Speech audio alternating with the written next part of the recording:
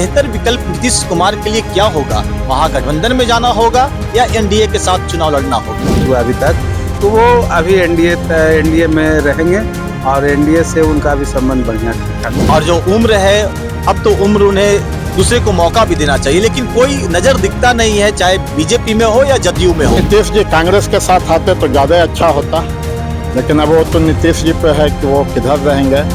और हमारे समझ से बिहार की जनता या देश की जनता एक और कांग्रेस को मौका दे, रोजगार दे।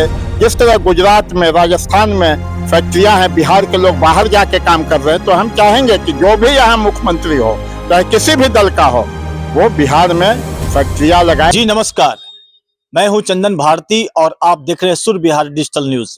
अभी मैं गया में इस वक्त मौजूद हूं और जो आज की राजनीतिक तपिश बढ़ी हुई है चूड़ा दही के बाद, लेकिन मौसम में ठंडापन है। कुछ लोग हैं, उनसे हम जानने की कोशिश करते हैं, गया के वरिष्ठ पत्रकार से लेकर बुद्धिजीवी लोग हैं, कि क्या चूड़ा दही के बाद जो सरकार बदलने की कयास लगाई जा रही थी उस पर पूर्ण विराम हो गया कि आगे भी कुछ खेला होगा? इस पर नजर सभी की बनी हुई है।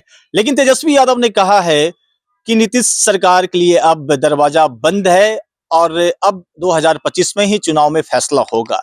लेकिन वाकई कुछ लोग हैं, अनुभवी हैं, जानकार हैं, उनसे हम जानने की कोशिश करते हैं। हमारे बीच पत्रकार हैं, वरिष्ठ पत्रकार, जो कि पत्रकारिता के क्षेत्र में बहुत दिन से आप हैं। क्या लगता है कि जो माहौल हमेशा की तरह आप मीडिया में देख रहे होंगे कि चाचा के लिए दरवाजा खुला है, कुछ लोग का कहना है कि नहीं, चाचा एनडीए में रहेंगे, लेकिन बेहतर विकल्प नीतीश कुमार के लिए क्या होगा? महागठबंधन में जाना होगा या एनडीए के साथ चुनाव लड़ना होगा? देखिए, जैसा अभी तक देखने में आ रहा है कि सिर्फ खाली ये रूमर है और अभी 25 तक विधानसभा 25 तक रहेंगे नीतीश जी एनडीए के साथ।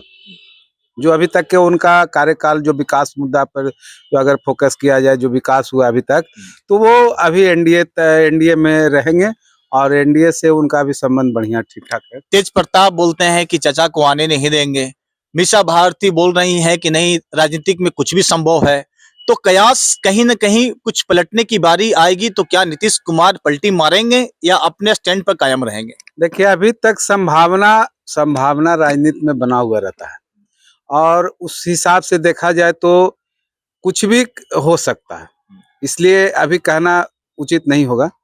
25 का इंतजार कीजिए। हमारे साथ बात करने के लिए कुछ शहर के बुद्धिजीवी हैं, गया शहर के। सर, सबसे पहले अपना नाम बताएंगे। मेरा नाम रजनीश कुमार हुआ।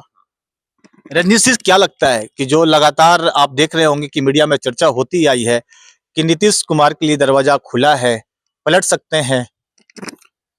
देखिए, राजनीति संभावनाओं का खेल है।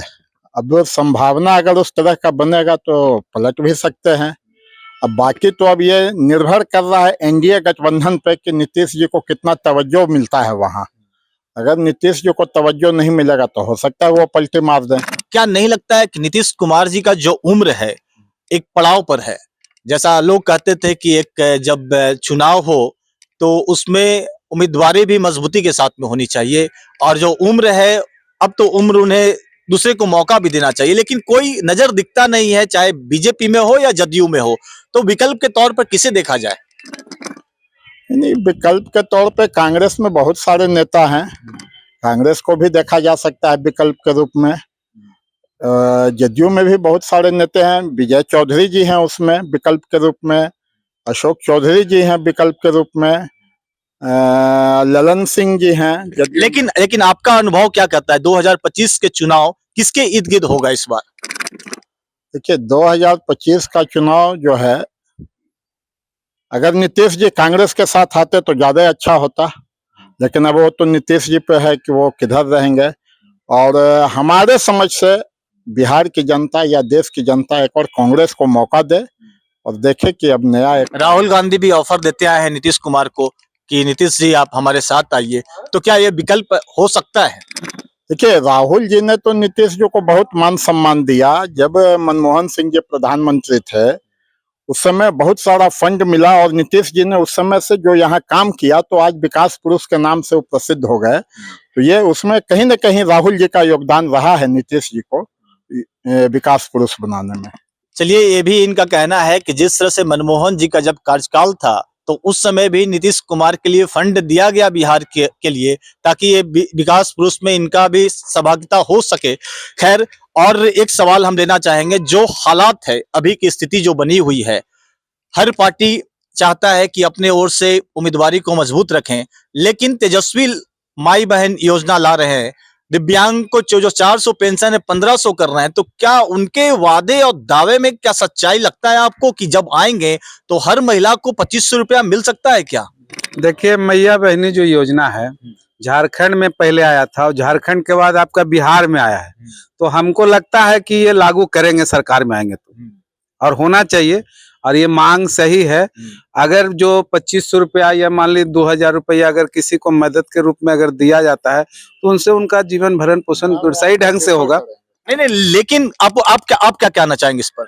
हम ये कहना चाहेंगे, सरकार किसी की हो, किसी की बने सरकार, वो इस तरह की योजनाएं जो बनाती है, लुभावनी योजनाएं, ये न बनाकर रोजगार मुहैया कराए, लोगों को फैक्ट्री बैठाए, लोगों को रोजगार दे।